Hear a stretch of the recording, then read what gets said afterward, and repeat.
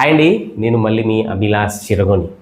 ఈరోజు రెగ్యులర్గా నేను చేసేటువంటి ఇన్ఫర్మేషన్ వీడియోస్లా కాకుండా రీసెంట్గా నా జీవితంలో జరిగినటువంటి ఒక చిన్న సంఘటన, అది నాకు గుర్తు చేసిన జ్ఞాపకాలు మీతో పంచుకునే ప్రయత్నం చేస్తాను. రీసెంట్గా నేను కోయంబత్తూరులో ఉన్నటువంటి ఈషా ఫౌండేషన్కి నా కార్లో లాంగ్ డ్రైవ్ వెళ్ళానండి. మీకు అందరికీ తెలిసిందే, లాంగ్ డ్రైవ్ అంటే మనం వెళ్ళేటువంటి డెస్టినేషన్ కన్నా మధ్యలో మనకు ఎదురయ్యే సంఘటనలు మనకు బాగా గుర్తుంటాయండి.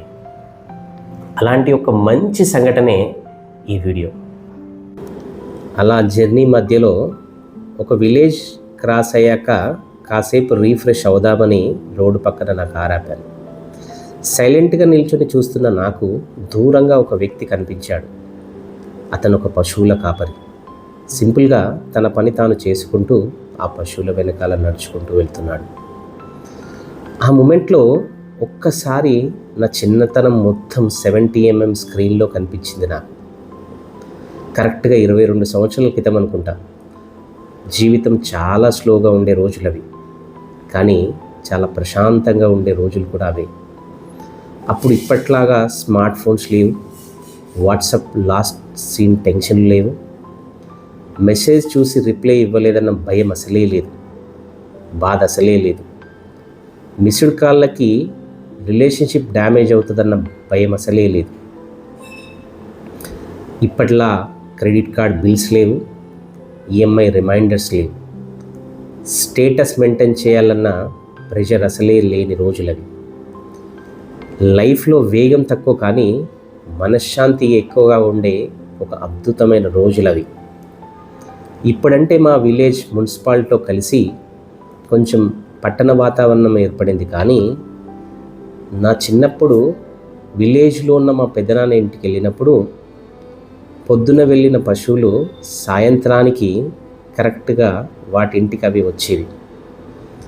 అలా వాటిని చూస్తూ నేను ఉండిపోయేవాడిని.